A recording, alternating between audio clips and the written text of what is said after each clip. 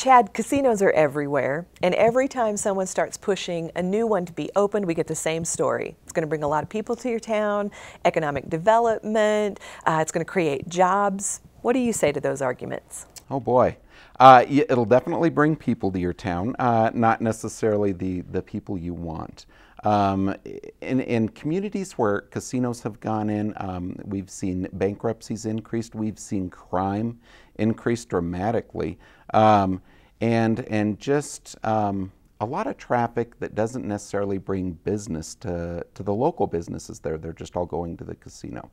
As far as property values, those tend to drop. And then the costs outweigh the benefits typically. From the revenue of a casino to the social costs will be usually outweigh them by a 3-to-1 ratio. And that's pretty significant. It's not necessarily a money earner when you start including all the social costs. And most of the jobs in casinos, unless you're in management and they usually ship their managers in with the casino, you're earning very poor wages, and the quality of work is usually in a smoky environment, bad hours, that type of thing. It's very transient work, so it's not good permanent jobs. On top of that, 15 million people struggle with gambling addiction. 1 in 5 of those will attempt suicide. That doesn't really sound like the kind of community I want to live in. Right, yeah. 1 in 5 pathological gamblers will attempt suicide, and 1 in 10 of their spouses will attempt suicide.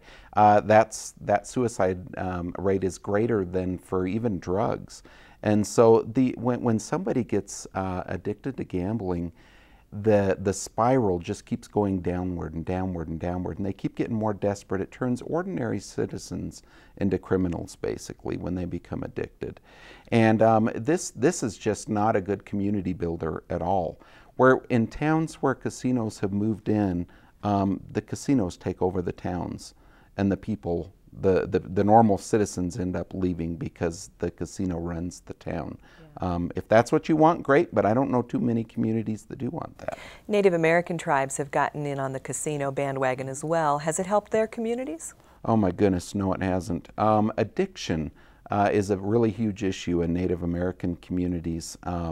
Addiction to drugs, addiction to alcohol, and then you bring gambling in there.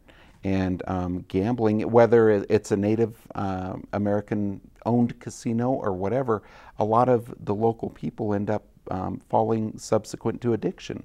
And it's a really, really sad story because addiction issues are already so big within the Native American community.